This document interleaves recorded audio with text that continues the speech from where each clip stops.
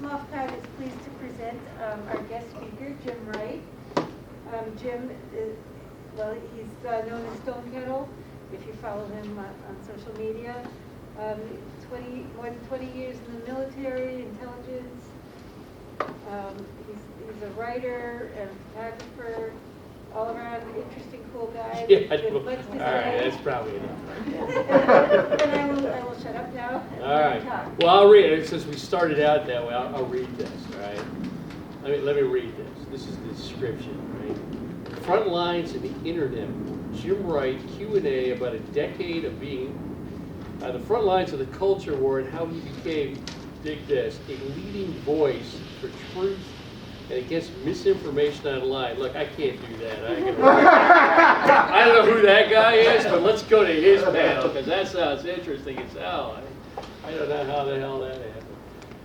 As Mara said, if you follow me online, you probably know who I am. I'm kind of loud, and I tend to be the loudest guy in the room. 20 years in the military. My hearing is damaged. I had 20 years of people blowing things up next to my head, and 2 wars and that sort of thing. So I tend to be fairly loud, even when I'm not supposed to be. I've gotten a habit of shouting over top of artillery and that sort of thing. And so, and it's kind of how I am online. But in most of real life, I try not to be that guy all the time. But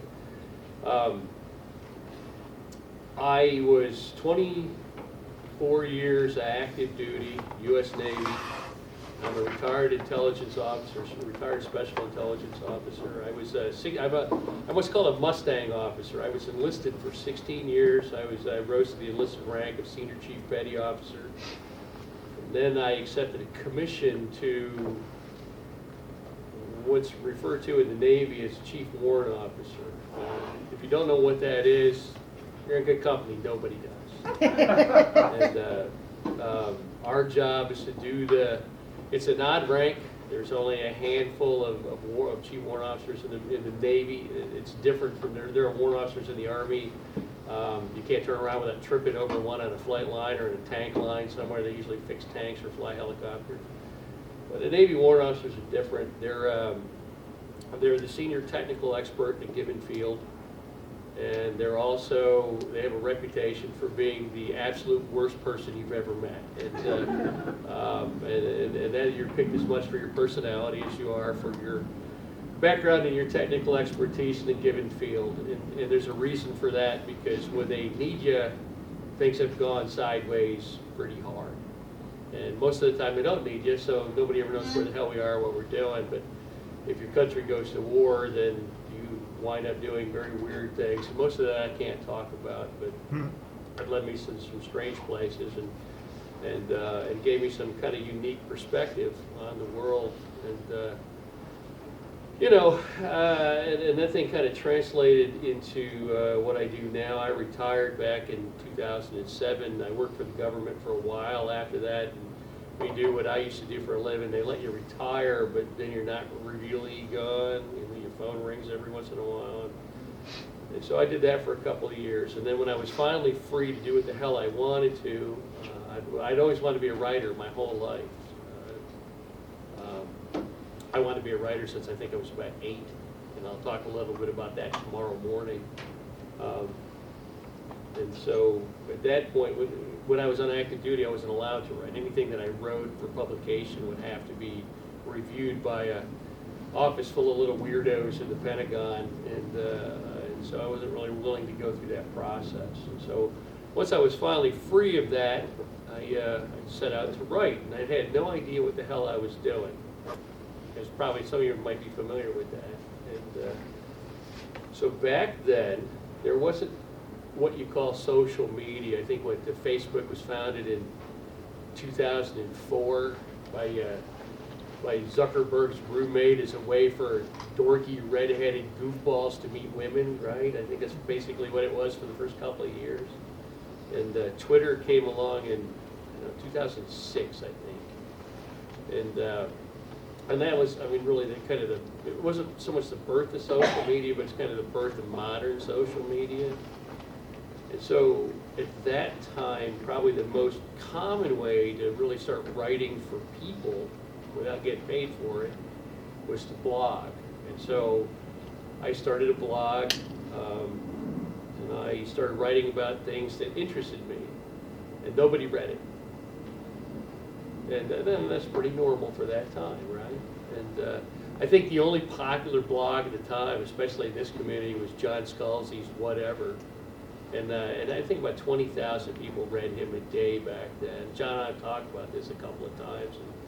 And I know, so that was kind of a popular place. And I modeled some of what I did and what he did.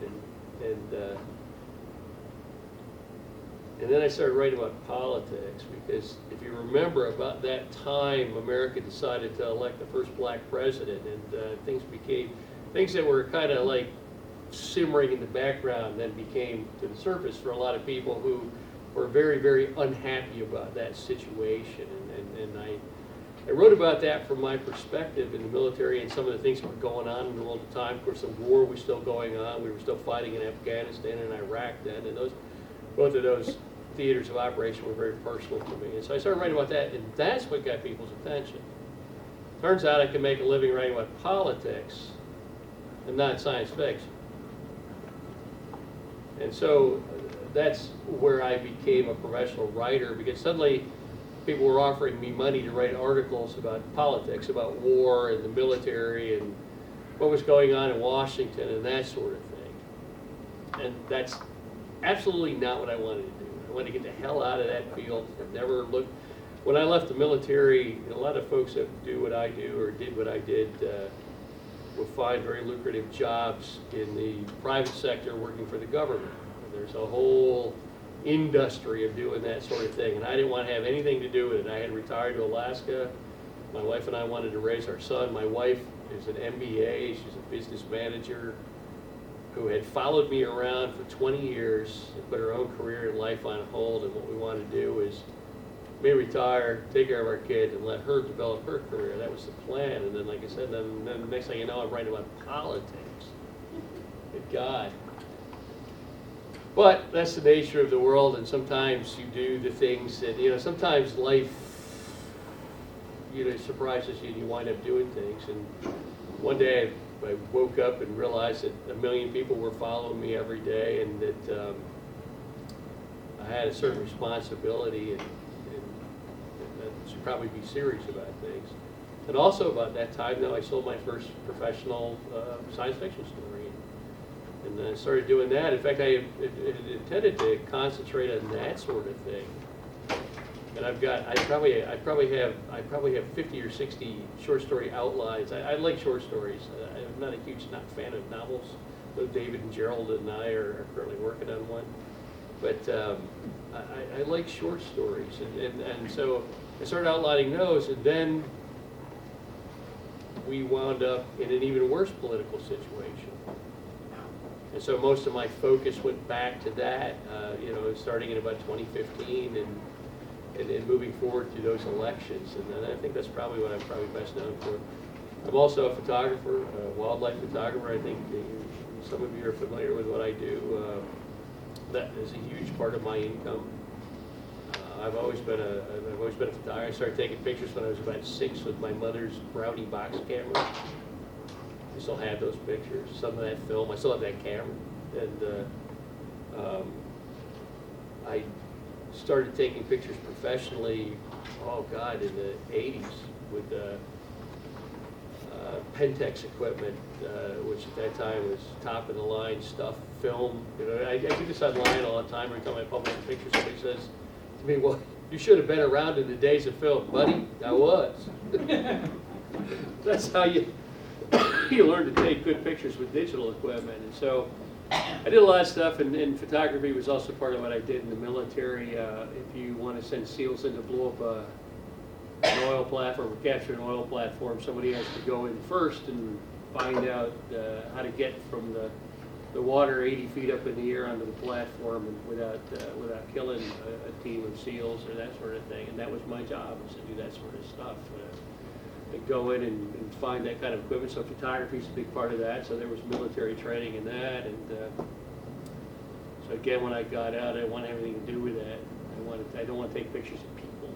I take pictures of animals nowadays, and mostly nobody shoots at me. But I live in the Florida Panhandle, so yeah, getting shot at is kind of problematic. And the guy behind me, the guy that lives on I own the woods behind my house, and the guy that lives on the other side has a gun range pointed at my house. So that's the Florida Panhandle for you. But those are the kind of things that I do, and so if you follow me online, that's kind of what led me here, and it's how I wound up. And I'll talk about this tomorrow morning, which is why Mara invited me here, was to talk about how I wound up in the middle of the mess in SMOFCon 10 years ago, and what kind of came out of that. So, but this is supposed to be a Q&A, right? Yeah. I guess. That's what it says. Yeah. That's what we were told you wanted. All right, Okay. so let's start with some questions. What do you got? For some reason, the schedule has you in the hospitality suite tomorrow morning. Yeah. Do you think that's wrong? No, You talk to the people. I How just many go of where they us- tell me. no, Yeah. it's like, it's breakfast with Jim. All right, are we all gonna fit in there? We'll find out, won't we? All right. Okay. Don't plan on there being a lot of oxygen. All right, I'm all about it. But like I said, I don't drive the train and go where they tell me to. 20 years in the military, and I've been married for 35. So I go where I'm told, and I do what they tell me to do, and then life's a lot better that way. So Yeah. I was told that when I got married, somebody gave me some advice that I found that is working pretty well for me for 30 years. And it said that in a marriage, in the course of an argument, because you'll have an argument with your spouse, as the male, if it turns out that you're right, apologize immediately. Well, that's worked extremely well for me for 35 years. So, yeah, it says Q&A about a decade of the culture wars and how he became a leading voice Right, for yeah. change. Well, culture wars, I mean, that's a pretty broad term, and I don't know how the hell I wound up in the middle of that, other than by accident. It was never my intention to write about. You have to, let me back up. Like I said, I grew up in the Midwest. I grew up in Western Michigan. I grew up in farming country. And again, this is something I'll talk about tomorrow morning, but the basic gist of my upbringing was cows, corn, and cars. Because where I grew up, if you were going to be, if your dad was a doctor or a lawyer, then you were going to be a doctor or a lawyer if you were male. Females didn't do that sort of thing. And if you weren't that, then you were either going to pick corn, milk cows, or make cars. Those were the options. Or you were going to do something that involved that industry. You were going to drive a milk truck, or you were going to run a car parts store, because that's basically what there was. Now, I grew up in the 60s. That's the 1960s for you punks that were born in this decade or this century. And it doesn't look like it. It looks like I'm in good company. Here's like at a cons and like everybody. I'm like, my God, are people even able to drive? Anyway, and then you know what that means? That means we're all older than hell. But I grew up in the 1960s, and so there wasn't a whole hell of a lot of options in Western Michigan at that time. And so for me, and you were insulated. Remember, there's no internet. There were, I mean, if you were into this genre, there were maybe some fanzines, right? Maybe Starlog magazine. Remember that? You never knew when the hell a book was going to come out. I remember, and I've spoken to David Gerald about. David Gerald's a very good friend of mine. He spends part of the year in my guest room, and as I mentioned elsewhere, I think my wife likes him better than she likes me. And but back then, if you were waiting for the next Couture book to come out, you never had any idea when the hell that was going to be. People talk about George R.R. Martin didn't finish Game of Thrones. Shit, David Gerald had done that. Hadn't finished the series 30 years before that. He was the original, man. And anyway, so back then, you really, if you lived in the Midwest, you wouldn't live in a city. I lived in a cow town. I mean, literally a town. The town that I lived in was a gas station, a grain silo, and a hardware store. And- I've been there. Right, yeah, I mean, it's still that, it hasn't changed. And, you know, I mean, there were tractors in town dragging wagon loads of manure through. I mean, it's still exactly like that. And some people get nostalgic 30 years later and like, I should move back. That not me, man. I smell cow shit and I'm going the other way. And but what I mean by that is you're insulated. There weren't like channels of information. There were 3 TV channels if you could get them, and if you were a fancy house, you had one of them antennas on the roof that had the knob on top of the TV that turned, and maybe you could get PBS too. And but if you were like me, my family was on the bottom end of the economic ladder, and so we didn't have any of that kind of fancy stuff, and so you never. I mean, the outside world. I mean, everybody I knew was just like me, white, straight, allegedly, and you know, cows, corn, cars, football. That was it. And I didn't want to do any of those things, man. I don't want to make. I worked at a car factory when I was in high school. I sure as hell didn't want to do that for a living. And I grew up on a farm, and I don't want to milk cows either, ever. And I mean, I get online nowadays. I have people like Melinda Snodgrass, who's a good friend of mine, that talks about her damn horses. I grew up around horses. If I smell horses, I'm going the other way, man. Goddamn, I spent my entire youth either shoveling grain in one end or shit out the other. I had no desire to do any of that. So for me, I joined the military because that was my ticket out of the Midwest. I did a couple years of college, but it wasn't for me. I was a crappy student, dead. And didn't have any interest, didn't know what the hell I wanted to do. And in those days, in the early 70s, the mid 70s, joining the military, that wasn't something that people with options did, because we were about 4 years out of Vietnam, and there's none of these magnets on the back of the car back then, you know, so we support our troops. There wasn't any of that bullshit. And I went to see the recruiter in Grand Rapids, Michigan, and the guy looked at me like I was nuts. And they put me on a Greyhound bus to Detroit, Southfield, if you know anything about Michigan. In those days, Southfield was about 10 years out of a riot and a fire. So about half of Southfield burned to the ground and had not been rebuilt. And it was what you could charitably call a slum. And in the middle of that slum was a burned out 4-story hotel. The top 2 stories had burned, and the bottom 2 stories were the MEP station. Military induction. So for those of you who are not familiar with the military, that's where you go and they give you the physical, and then you take your oath, and then you're in the military. And that's where I joined up. And then they put me on a Greyhound bus to Orlando, Florida for boot camp. And yeah. I'm curious, why the Navy of the services? Well, my whole family had been in the Navy. My family was Navy all the way back to the Civil War. I had an uncle on Midway Island during the attack, the Japanese attack. I had an uncle who was a medic on the beach at Normandy. My dad was a salvage diver, the precursors to the SEALs, what they would call buds nowadays. These guys were underwater demolition. He was a salvage diver during Korea.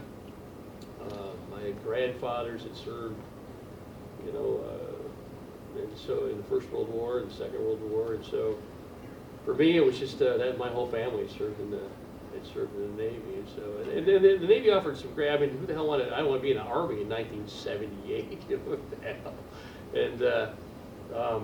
And the Navy, man, you get to fight from air conditioning with 3 meals a day. That sounds great to me. And my problem was I wound up in a field where I was in camouflage in the mud all day, eating out of a can. So, sometimes life hands you weird things. So, but so I wound up doing that sort of thing. There weren't a lot of people signing up for the military back then, and I got out. And for me, that was eye-opening. I'd never been out. I'd never been on an airplane before. Never been on a Greyhound bus. Never met people that didn't look like me. I never met a person of color in my life.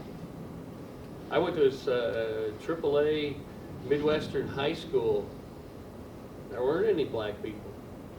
None. There weren't any Asian people. They were all white farm kids. And so that was a real experience for me. You know, I've never been in a big city. And, you know, and if you read sci-fi your whole life, you know, you're reading Robert Heinlein because that's who, you know, back then it was Heinlein, Asimov, and Clark. That's who you read. And Heinlein, I mean, you could, now I can look back at it because Bob Heinlein followed like the same route that I did, except he went to the Naval Academy because he was a hell of a lot smarter than I am. And, but it's the same route, and you can see it in his writing, where he made that same journey, and the world opened up for him. And nowadays we read those stories, and they're outdated, and they're quaint, and they're full of misogyny, and more than a touch of racism here and there. But at the time, they were incredibly progressive because for Heinlein, he made the same journey that I had. He'd gone out into the wider world and seen things that that no one ever warned him about.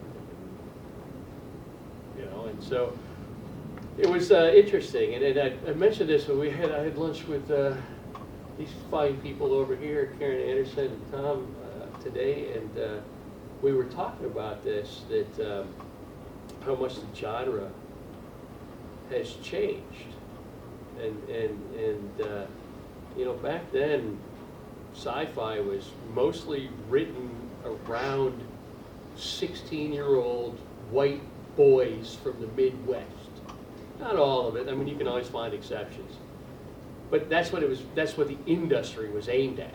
I mean, if you wanted to publish a book, then you had to aim for that industry. And so even if you were a person of color, or and there were damn few people writing back then, or you were a woman, you had to pretend to be a man. I mean, one of my favorite writers is Alice B. Sheldon, who wrote as James Tiptree Jr. because she could not get published as a female. And people used to talk about how amazing it was that that guy could write female characters so well. And if you're not familiar with Alice B. Sheldon, Dr. Alice B. Sheldon, who James Tiptree Jr. actually was, it's a fascinating and tragic story. She did not have a very happy life, but she was an amazing person. She was an intelligence officer. She worked for OSI during the Second World War. So did her husband. She did things that are still classified to this day. And she became a chicken farmer after the war with her husband, and then she became a writer, and ultimately she killed herself and her husband. And it was a tragic. It's a fascinating, tragic story. She came from Hyde Park. She was extremely wealthy, and so it was a fascinating story. So I never miss a chance to plug Alice Sheldon if you get a chance to read her bio. Yeah. So you laid out this very conservative background. Yeah, very conservative. And you went out into the world in the military, another conservative institution. Well, you'd think so. It is. The military is conservative within certain bounds, especially in the field of warfare, that sort of thing. But it's also filled with people of vast and diverse background. And at that time, it was filled with a lot of people that were poor, that were like me, that did not have other options. And so those people tended to be very broad-minded and very accepting of people who were different than them.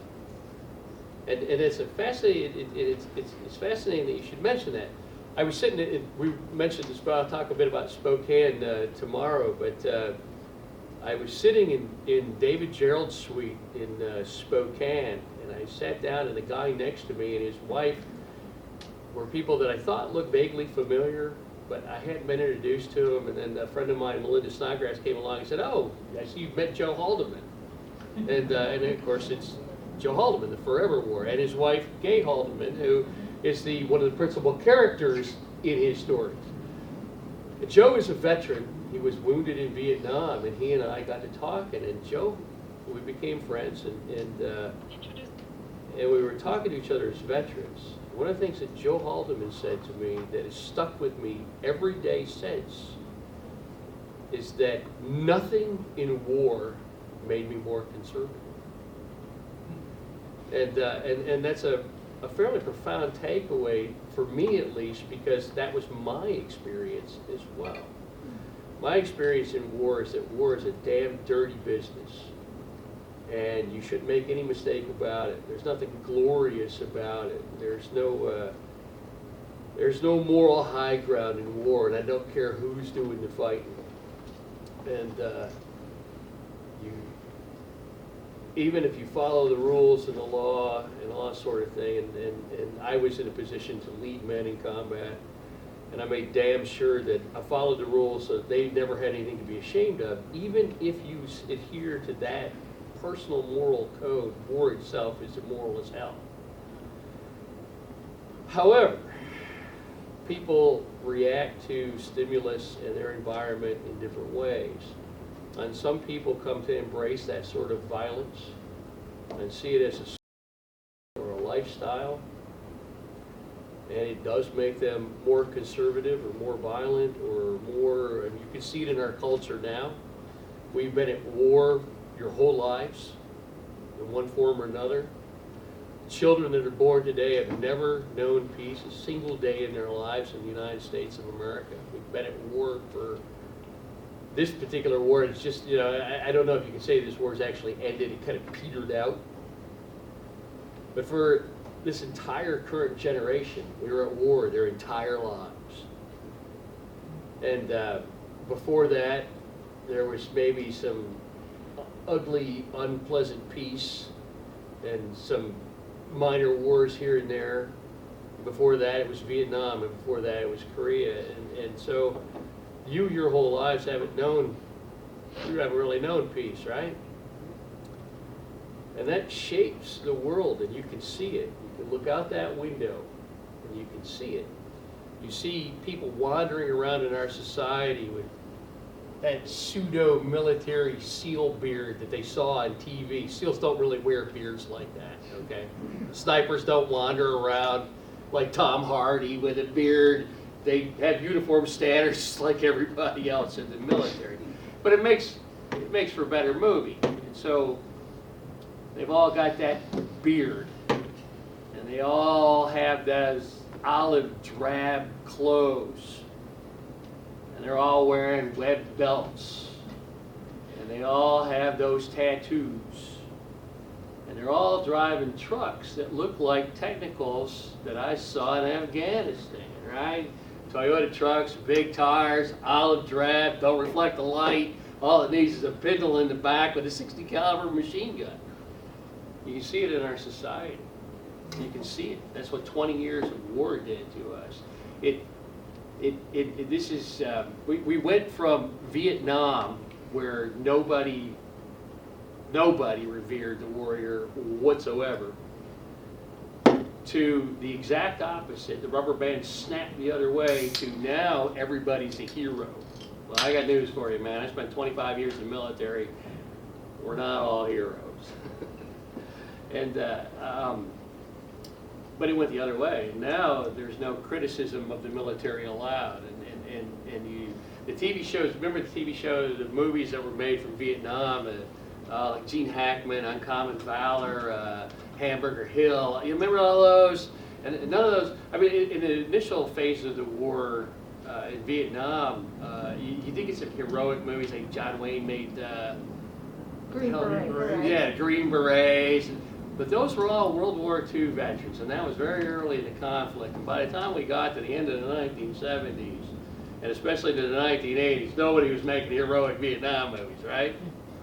Nowadays, we're making movies about what happened in Iraq and Afghanistan, and they're all heroes. They're all tough guys with beards and tattoos. And that narrative now kind of pervades our society. And so now what happens is you see a hell of a lot of people that never served that want to look like they did serve. And that's why things like stolen valor are such a lucrative industry, because in our society we revere these people, we revere veterans, and we reward them. And so, when you were talking about the morality, or you were implying the morality of whether war makes you more conservative or more liberal or that sort of thing, and that's what's behind that, is the implied morality of it. That becomes a very gray area. And you see it now in science fiction. And that's one of the things that I'll talk about tomorrow, because the people that cause those problems back in SMOFCon and Sense are folks that are very conservative. And that's not just the society has changed. And nowadays, what's the word? Woke. People are mad about woke. And you ask them, what's that mean? And they say, well, do you want to accept all these people? Well, yeah, goddamn, man. What the hell are you talking about? We don't want to. Society's changed. It's weird. It makes us, it's different. We don't want that change. And it's not just in society, because science fiction and fantasy, this genre, has always been a reflection of the larger society. And so, when you see resistance to change in the larger society, you will certainly see it reflected in this genre, and we have. People that push back and say, no, science fiction is not queer fiction or women writing Hugo Award-winning stories. I mean, my God, 3 years in a row, a black woman won the Hugo Award, Nora Jemison. And goddamn it, she won it too, because if you read her stuff, she's amazing. But that bothers some people, because for them, sci-fi will always be Clark, Heinlein, and Asimov. Or, as I like to say, cows, corn, cars, football. Right? And I mentioned this to Karen earlier today, and these people, they took me to lunch. It was great. Gave me screaming heartburn, but thank you. But one of the things that we mentioned is that in this genre, there tends to be two kind of fans. And I'd say this is a general statement, so please don't start throwing things at me. But there's the Star Trek kind of fan.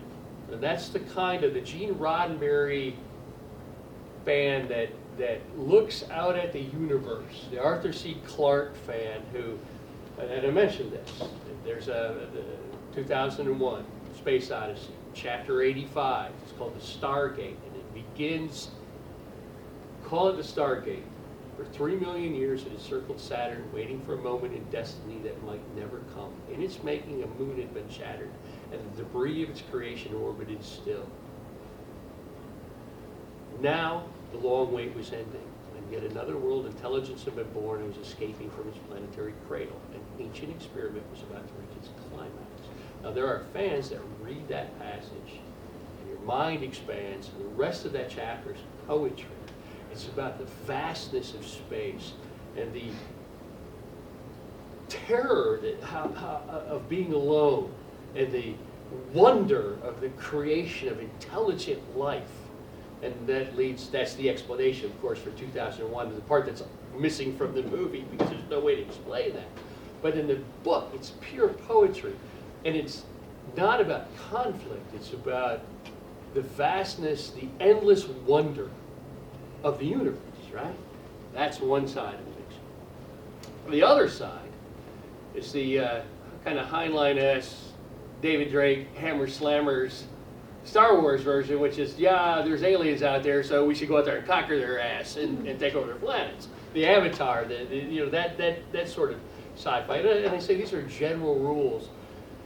I don't know, there's something wrong with either one of those. I mean, I enjoy Heinlein even to this day. I mean, I don't like a good space battle or not, a good opera, a space opera too. But and the other side of it is that the wonder of the universe, when you try to tell stories in that universe, as I mentioned to these guys earlier today, well, they used the phasers a hell of a lot in Star Trek, the original.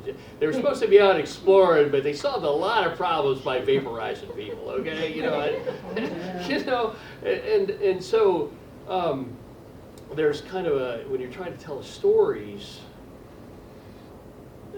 you know, Clark could pull that off, but not everybody can. And so you see that. You see it reflected in other aspects of this genre. You don't see a hell of a lot of science fiction-based video games that are about exploration. Now, even if you pick ones that are nominally on their face about exploration, like No Man's Sky, for example, you still got to fight aliens every once in a while. There's no way around it. You can't advance without doing it, right? Every ship comes with a gun. Every avatar, every character comes with a sidearm. That's just how it is. Because that's what sells video games. That's what advances the story. And so when you go back and you look at some of the divisions and some of the conflicts within the genre, and some of the things that you see at conventions where you have people that are my age, that are my skin color, that are my orientation and gender, that are angry, that's why. Because the world changed around them, and they're not the type of people that look at that and say, that's wondrous, we should explore that. They're the people that say, let's shoot the goddamn aliens and conquer their planet, all right? And so,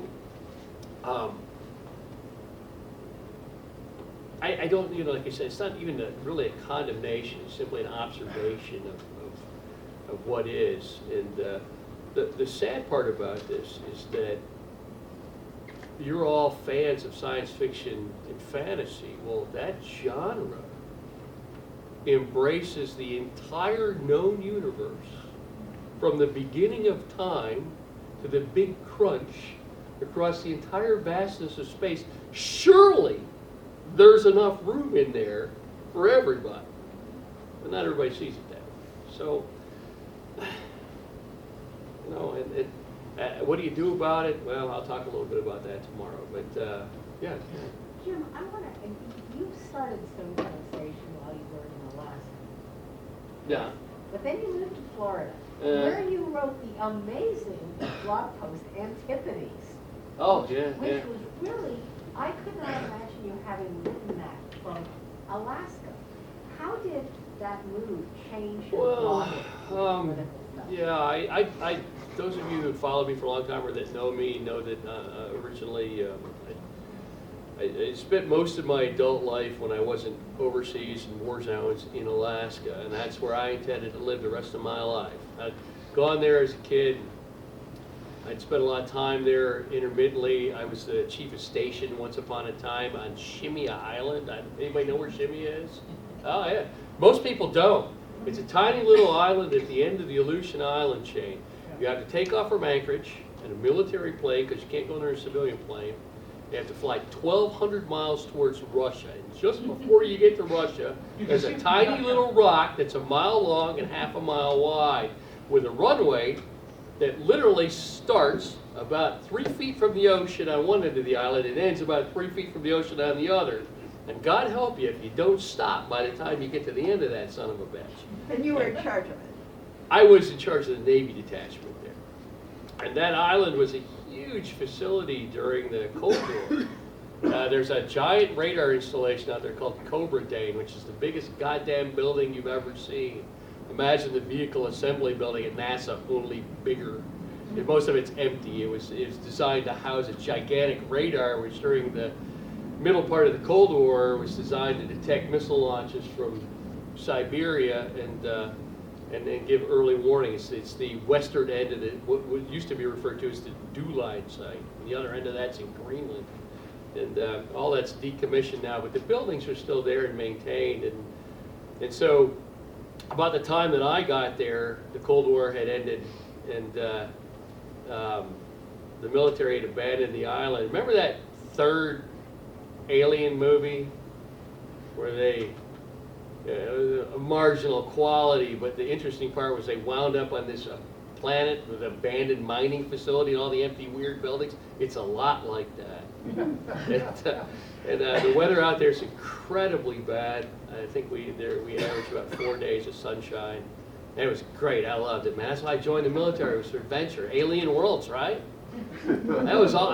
People hate it. Oh my God, I can't believe we're stuck on chimney. I loved it, man. Rain blowing sideways, 60-mile-an-hour winds, earthquakes. There's weird mutant foxes out there called Arctic blue foxes. They're a unique species. They were brought there by the Russians back in the 1700s. They were going to farm them and sell the fur, and it didn't work out. So this breeding population of blue foxes has been interbreeding like West Virginia for about 300 years. So some of them have 3 short legs and 1 long leg, and some have 1 big eye and 1 small eye, and they're a very strange species. And now they're unique, they're genetically unique and protected. And so I was the chief of station out there. I loved it. I take pictures of wildlife. I used to shoot pictures out there when I could. Just a second. And but we lived in Anchorage. We raised our son in outside of Anchorage in the valley, and then my mother-in-law got sick, got Alzheimer's. And there's not a hell of a lot of care for poor people in this country. And I can write and take pictures from anywhere. So after a couple months of waking up in the middle of the night to find my wife wide awake staring at the ceiling, wondering what the hell we were going to do, I said to her, you know, we should just move to Florida and take care of your mother. So we did. We moved to Milton, Florida, which is probably more respect than it deserves. It's a tiny little town in the Panhandle. You've heard of the Deep South? Well, you got to go a little bit deeper to get to the Panhandle of Florida.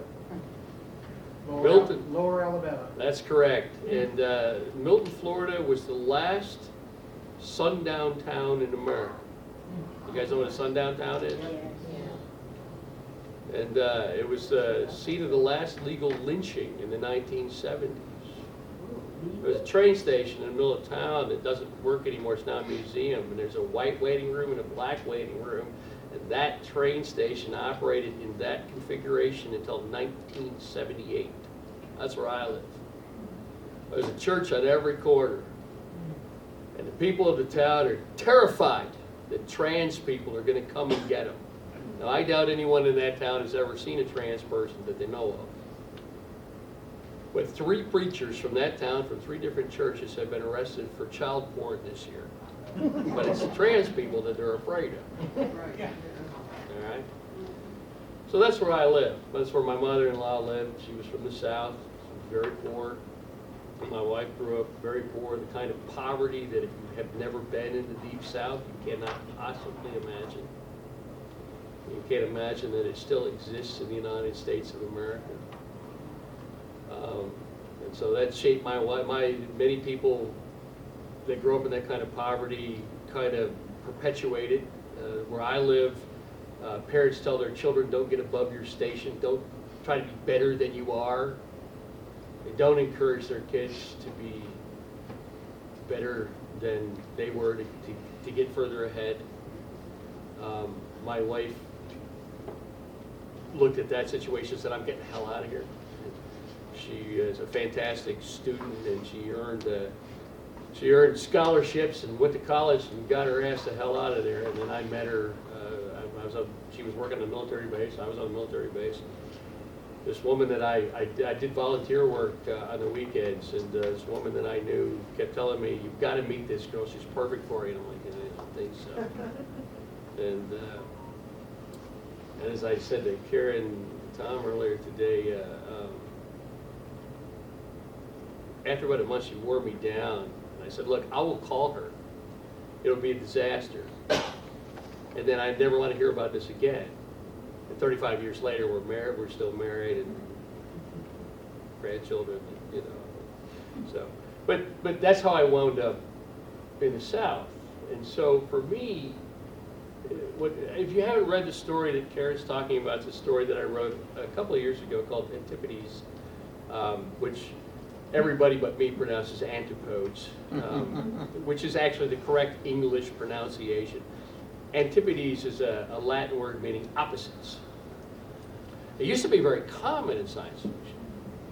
If you read sci-fi from the 1950s, it talked about Antipodes rockets, because the science fiction writers at the time visualized you getting in a rocket here and flying around the world in 20 minutes and landing on the other side. I think Elon Musk has said something about that. And while that made great 1950s sci-fi, I couldn't even visualize, I couldn't wrap my head around what the cost of that would be. And you're a better person than I am if you're going to strap yourself into one of Musk's rockets for a ride to Europe. But it used to be a very common word, and so it was always in my head. And so the story is not science fiction. It is, I ride a bicycle every morning for an hour and a half because I'm old and I had heart surgery a couple years ago. My doctor told me if I didn't exercise every day, I would die. And so I ride a bicycle every morning for an hour and a half, and then usually again for an hour in the evening. And I ride through the South, the deep South, through poverty.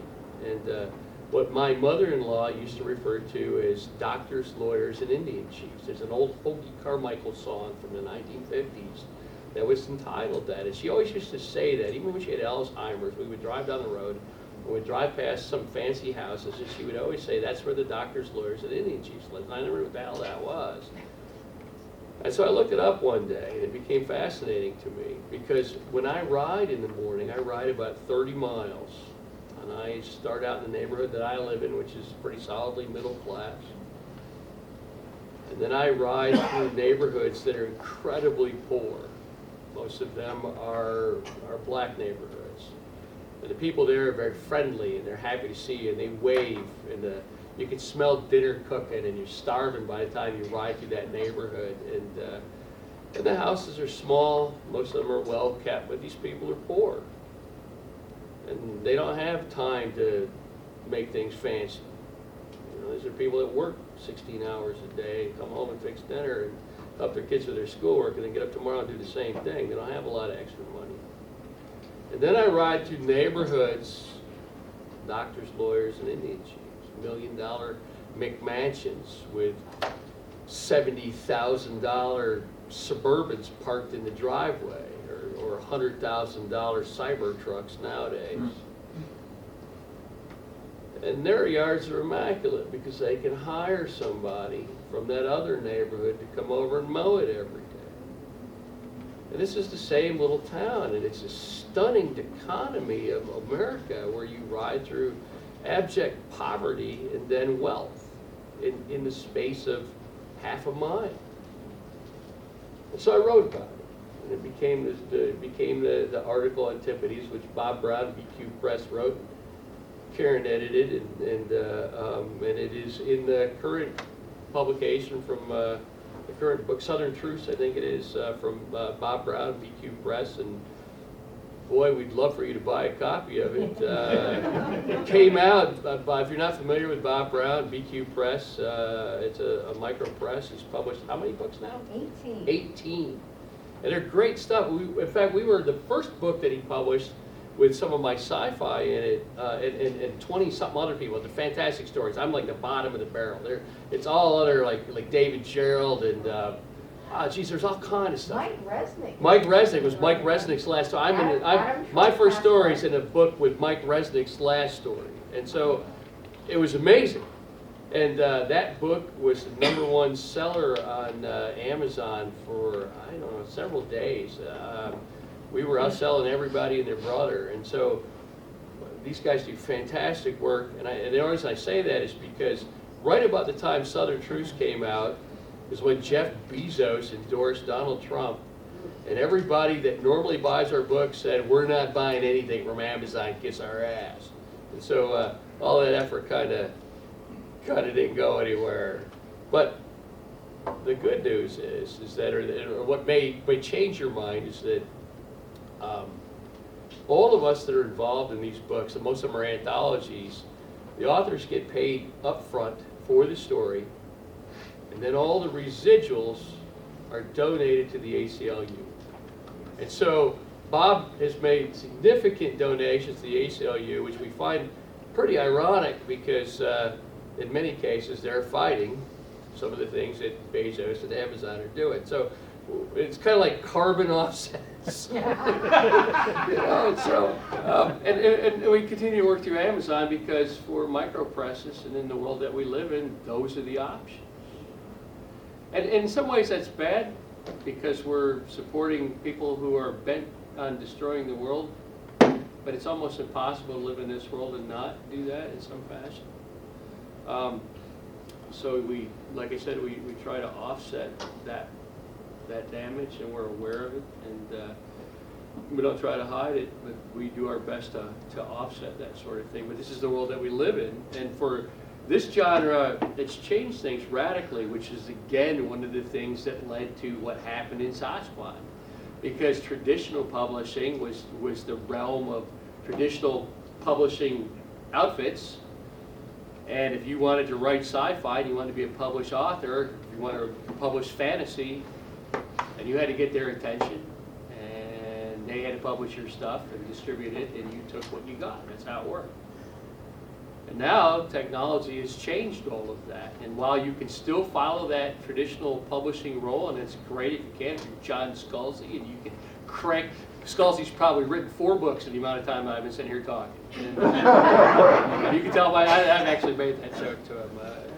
John and I are friends, and I know it pretty well. But John's a writer's writer. People say John's a writer's writer. That's not true. John's a publisher's writer, because John writes stuff that everybody wants to read, and it makes a lot of money, and he writes fast, and he writes what the publisher wants. I mean, that's like the holy grail. Not everybody has that skill set. But I mean, he does, and he's amazing, and that's great. He's a decent human being. But it doesn't work for everybody. And nowadays, I mean, if you weren't doing that, there wasn't any option for you. But nowadays, there are. I mean, there's everything from self-publishing to micro-presses to a dozen other options. And it's changed this genre enormously. And now voices that would never have gotten published, LGBTQ, there are many women voices that would never have gotten published, that are published as women and not women that have to have a male name to publish under, right? It's changed the genre. We're seeing stuff in this genre from China, from Russia, from South America. You never saw that before. Now, for some people, that's terrifying. But for others, the Roddenberry type of science fiction fans, that's vastness of culture and space. That's what we signed up for. That's amazing. You have a million options. If you like the other stuff, you can still read that too. You know, and so, anyway, so it worked for me. If you're not familiar with me, Bob publishes my stuff. Kieran does a lot of the editing. I'm also in Jeff Sturgeon's Last Cities of Earth, which I was incredibly flattered to be in. That's an amazing book. And again, I'm the low guy at a totem pole, because there's a lot of big names in that book. And I was just incredibly flattered. I have the lead story in the book, and I was incredibly flattered to be part of that. And if you're not familiar with it, if you get a chance to get your hand, we're going to do a sequel to it that's coming up here in a year or so. And so, get a chance. It's great. Didn't you have a question? I didn't have a question. I was hoping I'd get far enough down the road and forget about it. It was just a slight connection that I thought you might appreciate. Are you familiar with the writing of Lois McMaster Bujold? Of course. Carolina was directly inspired by the place where you were the station chief. Yeah. I know that from her when she was in Norriscon, because I asked her. Yeah. It was just a connection.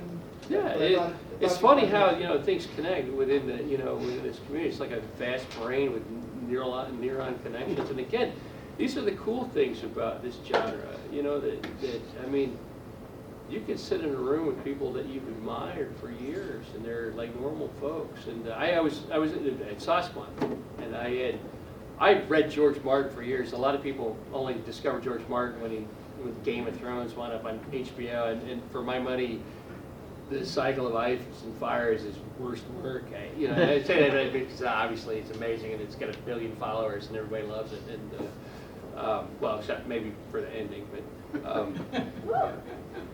Martin started writing in the early 1970s. His first published works were in the July issue of Analog in 1977. He wrote a 4-piece serial called After the Festival that became his first work, which was The Dying of the Light.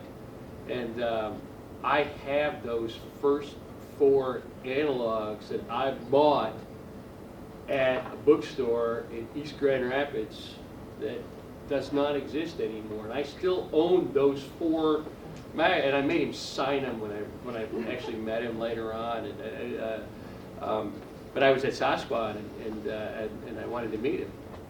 And Melinda Snodgrass, of course, is his neighbor and his friend and his editor, and Melinda and I are friends. And so she introduced me to him.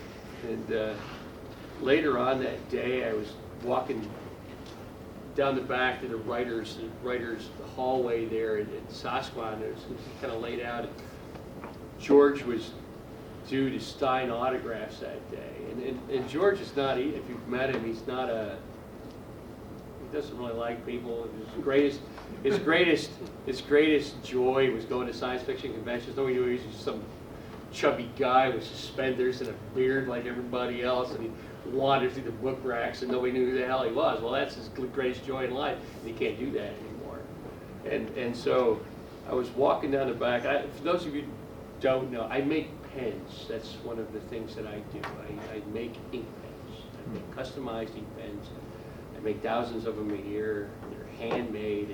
And I had given George, well, there you go, there's one right there. I gave George one that was personally inscribed. It's made from bloodwood. And it's inscribed with George Martin, SMOFCon 2015, Valor Morghulis. And so he was going to use that to sign autographs. And I was walking down the back, and he was sitting there, and he had an assistant standing next to him, some poor woman. And he was slouched in the chair with his hat over his eyes. He was mumbling like a constant stream of profanity.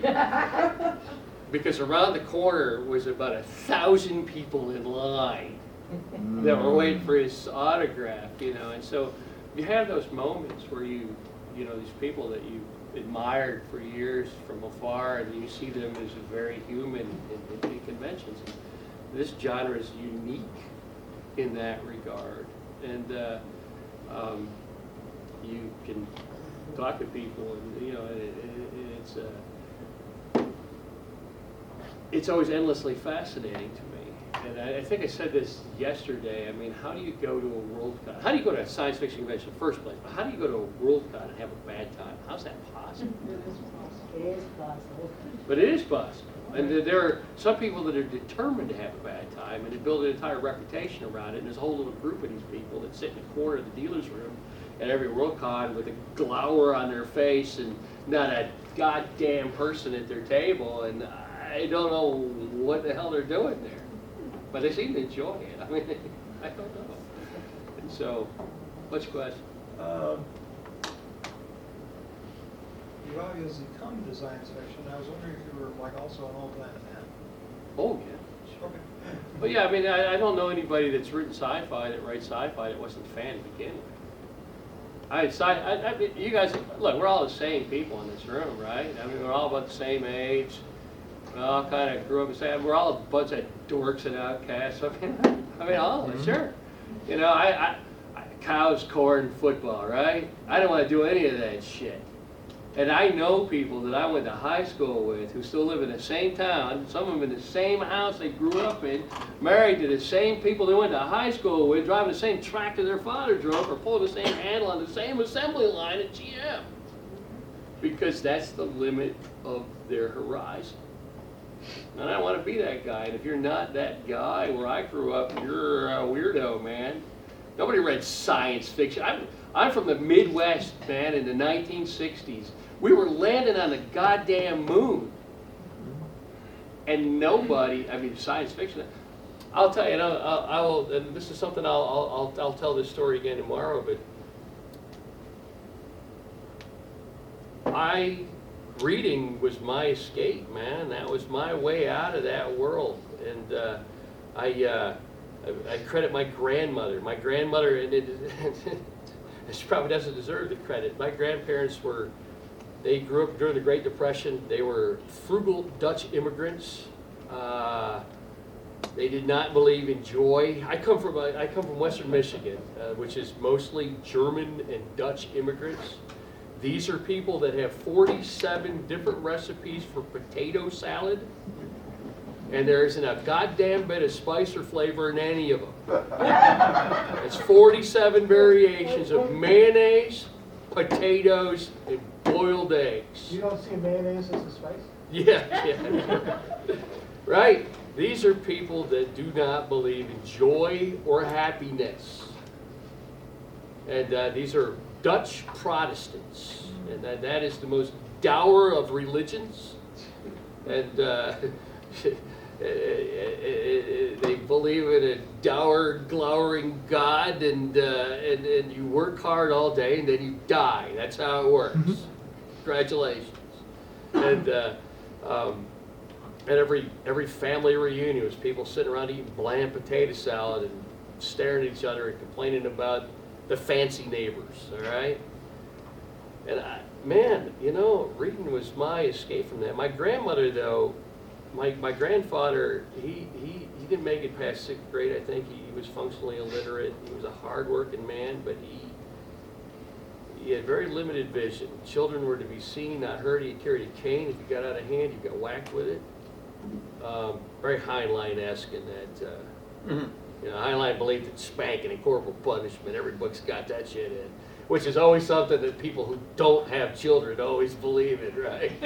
Anyway, but he was very much of that model. But my grandmother, she had been a school teacher for a number of years, and so she gave us books every Christmas. Now, these were not children's books. These were Reader's Digest. Remember those from the 60s, the Reader's Digest? They had all the short stories in, which is probably why I like short stories and why I like to write them.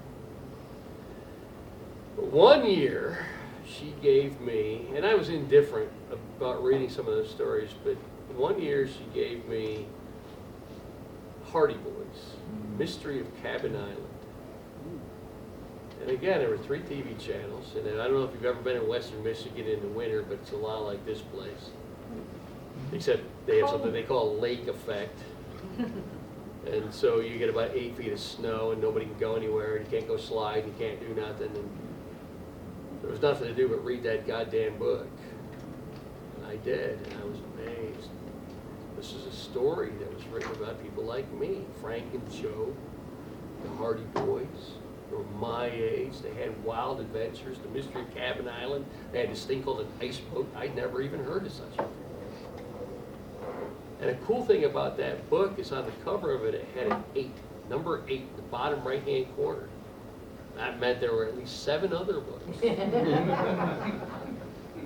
And so I begged my mother to buy them for me, but my parents were a frugal Dutch extraction, and we did not waste money on things like that. But I discovered that there was a thing called a library.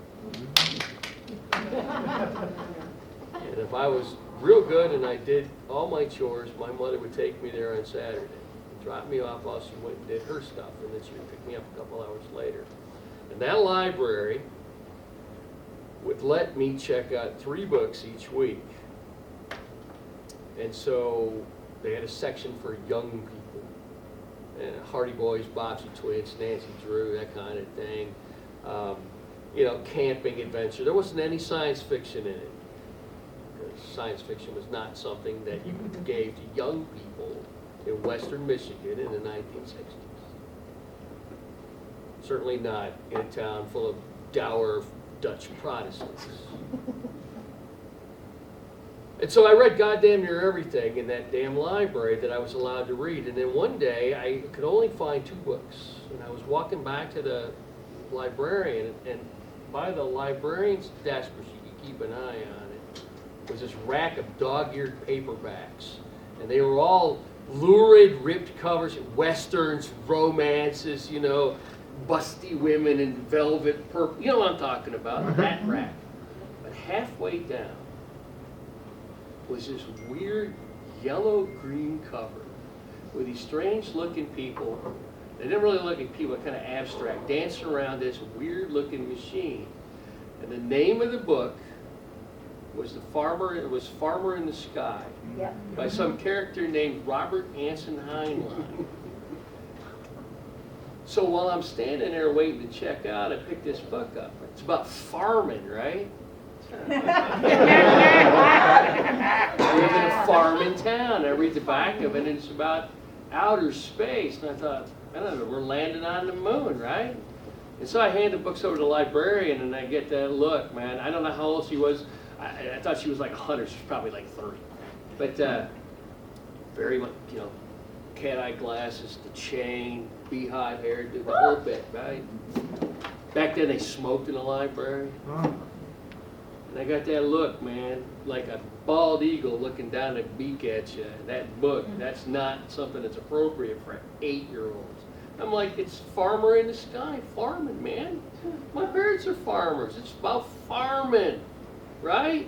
It says juvenile, Scrivenger's juvenile on it, right? And so she let me have it.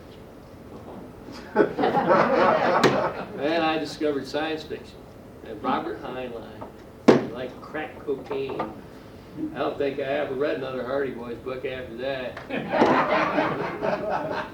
Yep. And I mean, I imagine that there's probably a similar story in every seat in this room. Right? Because that's how we all wound up here. Well, a bunch of freaking dorks and outcasts and people that read Bob Heinlein out the juvenile rack back in the day. And again, I mean, those things shape your perspective in the world. And Heinlein, of course, nowadays you read Heinlein, is very conservative. I believe in spanking his wife. What the hell is that all about? And not like in a, you know, like a sexy, you know, not like that, more like discipline. You know, I'm like, where the fuck did that come from? You know, excuse my, but you know, so those are really weird, dated concepts nowadays. But back then, man, that was very progressive.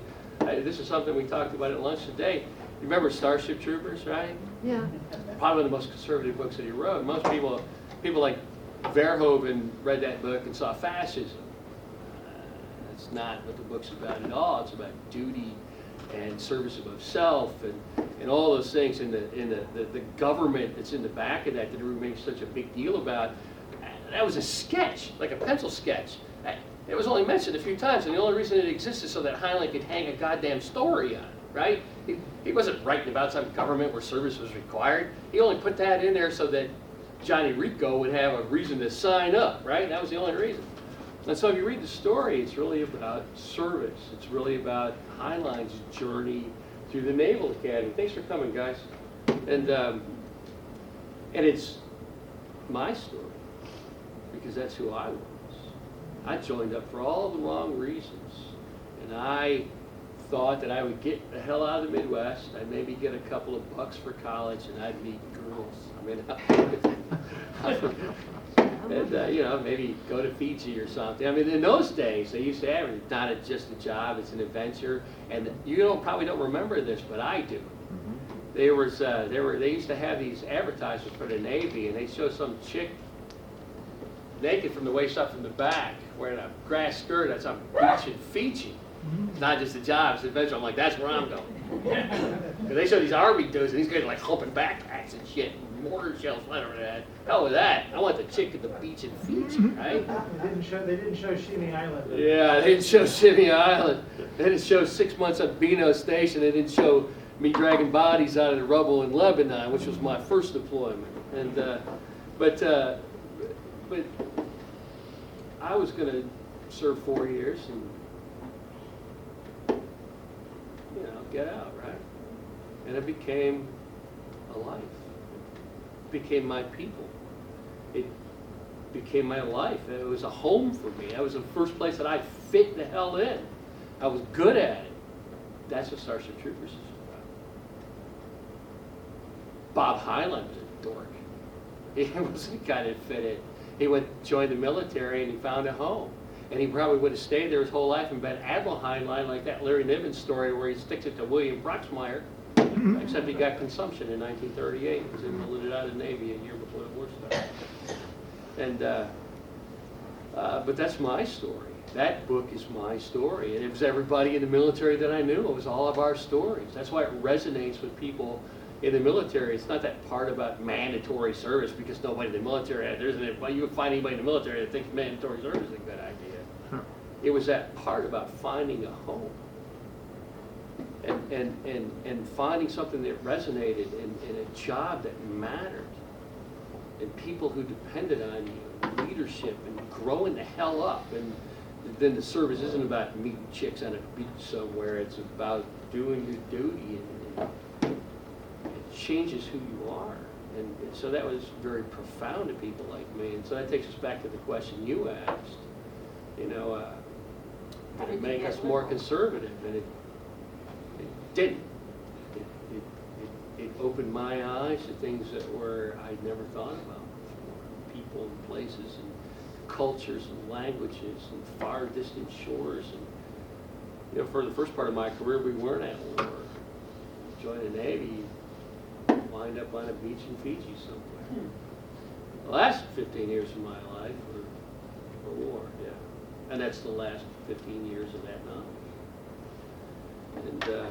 And so, you know, it changes how you see the world. But like Joe Haldeman said, nothing that happened to me made me more conservative. It made me just the opposite. It made me want to defend people that can't defend themselves. It made me want to stand up for folks that are marginalized. It made me happy to read science fiction that was written by people who were not like me.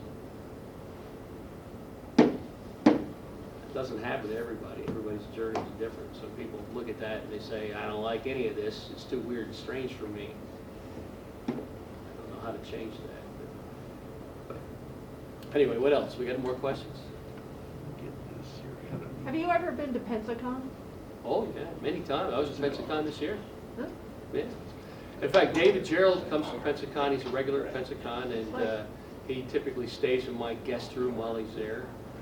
He shows up a week beforehand. He and I write stuff together and goof around and drive up and down the beach and eat seafood. We pretend like we're working, but we really mostly just eat seafood and drive up and down the beach.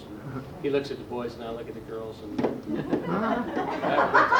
David's one of my favorite people in the universe. David's one of the best people that I know.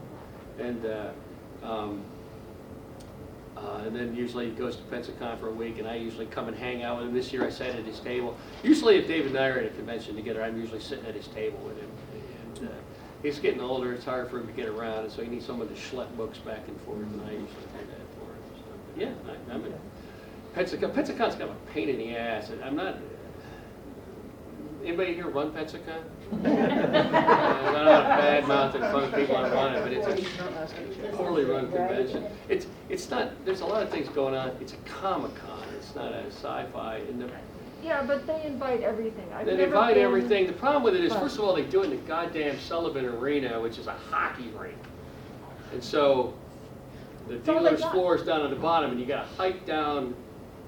First of all, you got to climb 2 flights of ramps to the outside of the athletic arena. You come in on the floor in the middle of about 3 stories of bleachers. The authors are usually around that floor, but if you want to get to the dealer's floor, you got to hike down 2 flights of bleachers, and there's only one narrow alley that they let you go down, and everything else is roped off. It's a horrible venue, but it's Pensacola, so you don't have a whole lot of options. And otherwise, the panhandle of Florida is just a wasteland for anything. that's right, yeah. The panhandle, Pensacon is like you said, Pensacon is probably the only decent con in the panhandle of Florida. Where are you from? Are you from the panhandle? Me? Yeah. I live in Bay County, Florida. Yeah, I mean... I'm retiring to Portland next year. Yeah, well, that's great. I may do the same thing, but the Panhandle of Florida is a wasteland. It's like where I grew up, cows, corn, and except there it's peanuts, cotton, and Sand not a whole hell of a beaches. lot of anything else. Rednecks mostly, and there are some great things there. There's some wonderful scenery. The best beaches in the entire country are there. I'm not much of a beach guy. You don't want to see me in a Speedo laying on the beach. And I want to see you in a Speedo. no. Anybody else? I don't, talk to me afterward. You got $20 cash? Anybody else Fun just in the go to- sun. I'm not easy, but I can be had. I work for cheese sandwiches and cash, so you know. I mean, but yeah, the Panhandle is kind of an odd place. It's kind of an interesting for someone like me who primarily writes about politics. An endless source of material. I mean, I step outside. Like I said, the guy that lives behind me has a gun range pointing at my house. And they don't say anything weird about that. That's it. I'm a licensed drone pilot, and I have an entire fleet of massive, everything from tiny little micro drones to very large drones that carry large video equipment for wildlife photography. And every time I loft that, the local police department gets phone calls because they think the CIA is spying on them. And I like to fuck with my neighbors, and so I do it quite a bit. Yeah. So. And sorry for the language, but 20 years in the military. So sometimes those words are the only appropriate word for the situation. So, thanks for coming, man. Did you ever get to Fiji? What's that? Did I you did ever? get to Fiji, actually a couple of times, and it's a fascinating place. Didn't meet any girls on the beach. I was married by then. I'm very, very, very married, and my wife is far too good for me, and so they always talk about the Navy and girls and that. Not me, man. But yeah, I got to a lot of strange places. The place that I always wanted to go, the place that I wanted to go more than anything else, probably my favorite author of all time is Chip Delaney, and he wrote a fascinating novel, something we talked about today, called Nova, back in the 1970s, which I consider probably one of the finest novels ever written in any genre. If you haven't read it, it stands up even to today. It's an amazing. I mean, Chip Delaney's the guy's a poet. You know, his work is incredible. It always has been, and he's an amazing human being. He doesn't write much sci-fi anymore, but he wrote seminal works in the 70s, Dahlgren and Babel 17, and a number of books. But his finest work was a novel, a short novel called Nova. But the novel begins in Turkey, in Istanbul, and what he called Iskender then. But in the novel, it's Istanbul, and for me, man, as a kid growing up in the Midwest, his description of that place was just the Grand Bazaar and the bridge and the coffee shops down along the Gallic waterway and the Straits of Marmara, and for those of you who studied history, of course, that's where Gallipoli was. That's where the Anzacs fought. That's where Troy was. And so that place was always fascinating to me. It's the first place I went when I joined the Navy. I didn't have any choice. I was on a ship in the Mediterranean. I was a very, very junior intelligence operator specializing in Soviet Middle Eastern operations, and I wound up deployed to a ship that the first port of call they went to was Istanbul. I'm like, this is it. This is great, man. And then we went to Beirut, and then the barracks got blown up, and then reality hit. So it wasn't all work business. Yeah. What else? I'm rambling on here, man. So eventually I'll just fall asleep, and you can all sneak out and turn the lights on. Well, you mentioned writing about politics, and I read once you were one of the top political bloggers, and I wonder if there's any issues or controversies that you were really engaged in. Well, yeah, you know, I mean, it's hard to write about politics and not be involved in controversy. I've had people come to my house, armed people come to my house. I've had people threaten me. I was at MISCON here a year ago, or 2 years ago. I was the guest of honor at MISCON here 2 years ago, and I had a guy try to kill me. He came, he was an ex-felon, didn't like something I wrote. He came across 2 states, and you're a felon, right? Across state lines, and publicly put on the internet that you're going to hurt somebody. Not the smartest guy on the planet. But and the MISCON, and I hardly even know this. MISCON did you guys are all con runners. MISCON did the people who run MISCON, Justin, the guy that runs MISCON, and his crew are outstanding. It's one of the best organized cons I've ever been to. It's a total blast, and Where is it? It's in Missoula. Missoula, Montana, MISCON. It's one of the best cons going. It's not too big, it's not too small, it's got a great dealer's room. They got a great core group of people that come every year. Jeff Sturgeon, Todd Lockwood, David Gerald, me now. You know, so great people and then me. And it's a very fun place. It happens downtown. There's great food. There's music. They do it next to the Missoula Weekend Festival, so there's like acres of food and so anyway, I can't say enough about it, but from a con standpoint, to answer your question, I hardly noticed it. They let me know what was going on, and their security people took care of the situation, and I did what they invited me to do, and we all had a great time. And the thing that's important about that is that the fans who came to the convention didn't know. Because they don't come for that kind of bullshit. They come to have fun. They come to dress up and live their fantasies and meet the authors and meet the artists and meet the singers that they admire, and they don't come for that kind of nonsense. And that's the way it should be. That's the way Worldcon should be.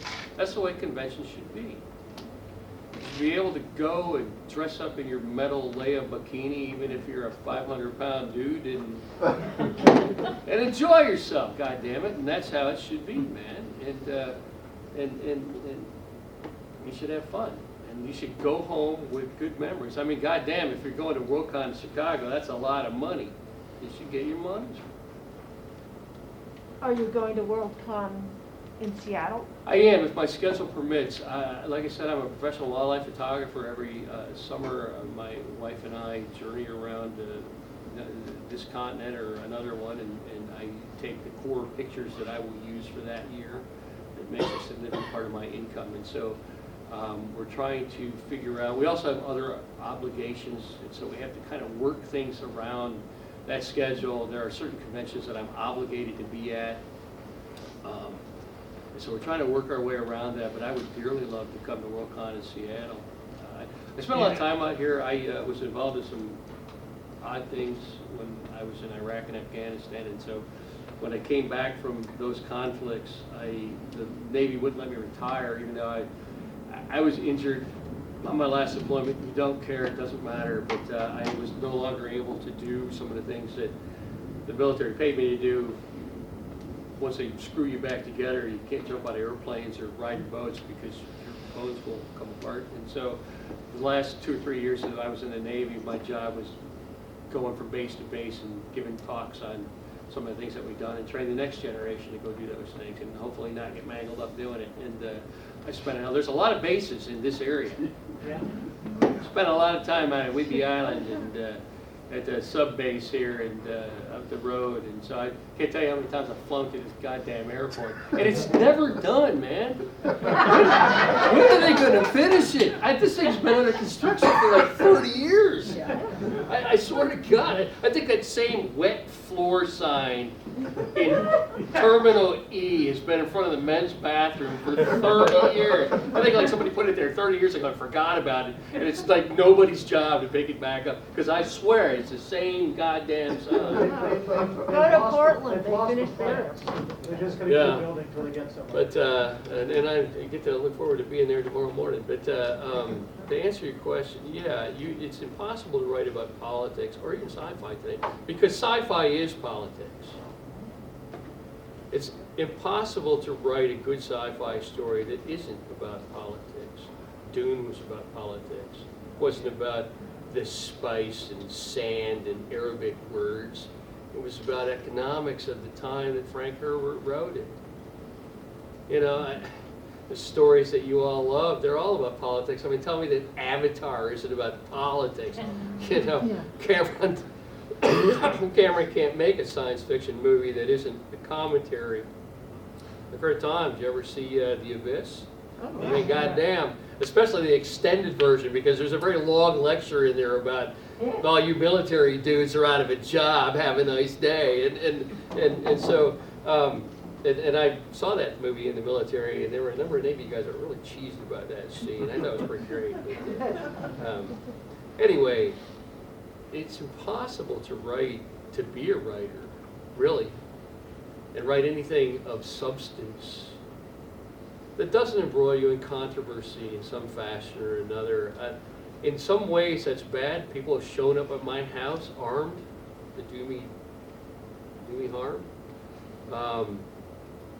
But in some cases, it's pretty cool. A number of years ago, right after I first started writing, and I kind of had found some small modicum of notoriety, I guess. I don't want to use the word fame, But some modicum of notoriety, I guess. My stuff was getting picked up in national publications and stolen by all kind of people. That's how you know you've made it, when people steal your shit and then publish it in like the New Yorker without your name on it, you know, and big publications make money off you and don't pay you. That's how you know you've made it as a writer, and as a political writer anyway. And but we talk about this. There was a woman, a young woman, her husband was military, who suffered an aneurysm in about the 7th month of pregnancy. Her husband found her laying on the floor of the bathroom in the middle of the night, and she was brain dead. And they plugged her into a machine, and they realized that they probably could not save the baby. And this guy was faced with this horrible decision. What do I do? And it became a national dialogue. This poor son of a bitch was going to lose his wife and his child, which is the most horrible thing that could possibly happen to you. Except the only way to make that worse is suddenly everybody and their brother was involved, from politicians to doctors to TV pundits to Tucker Carlson to goddamn Alex Jones to everybody. And I wrote a long article about it. And I based that article on a story by John Barley. He wrote a story, Foxtrot Charlie and Tango uniform. Yeah. And it was about a young girl in a space station. There had been a space station orbit around the moon. There had been a horrible biological event, probably an engineered virus or something. Everybody on the station was dead, and the virus was so deadly that they couldn't sterilize it. Anybody who visited, even in a suit, died, and so they isolated the station. They put automated guns around it so that nobody could approach it, and they forgot about it for 20-something years, or 30 years, something like that, 50 years, something like that. And then one day, somebody happened to turn on a camera on that station, and they saw a little girl. And the little girl had been there that whole time, and she was still small. And she'd been a little girl for 50 years because the virus had changed her DNA.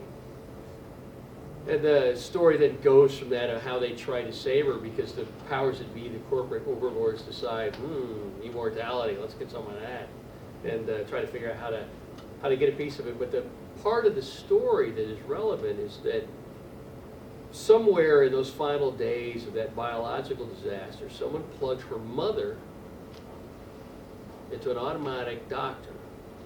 And the doctor didn't have permission to turn itself off. And the woman had been dead for 50 years. But the machine had maintained her body all the time, even though she rotted away. In fact, Varley describes her as greened with mold.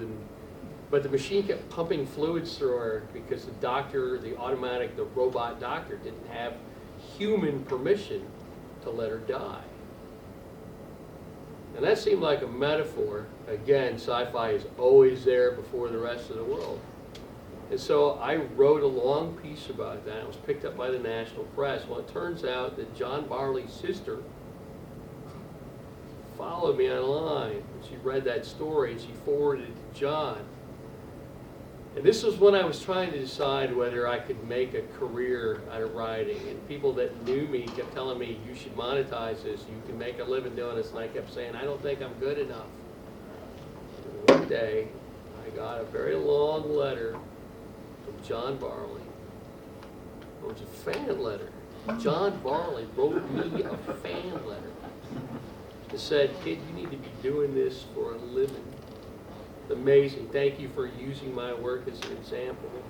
And you need to do this for a living. Sometimes you're involved in controversy and it changes your life in a better way. Because between that, the thing is, that's the second fan letter I got in the space of about 2 months. Prior to that, about 2 months before that, I had written a long article again that wound up in the national press about same-sex marriage, because nowadays you don't think anything when people get married, right? You love somebody, you marry them. Have a nice day. But back then, it was a big goddamn deal. And I wrote a long article about it, and a character named David Gerald wrote me. And he and I kind of knew each other because way back in the day, he ran a board on CompuServe. You guys remember CompuServe? Yeah. Oh, yeah. He ran a popular science fiction board on CompuServe, and I was one of the people that followed him, and we'd spoken a couple of times from Shimmy Island, as a matter of fact. And then suddenly here's David Gerald. David Gerald wrote me a goddamn fan letter. And I started thinking, you know, maybe I can do this. And I'll always be grateful to those two guys for that. And then John, I don't really know very well. He and I correspond every once in a while, but David became a very, very good friend of mine. And so, you wind up in controversy. Sometimes it can be a risk to your life, but sometimes it can be amazing.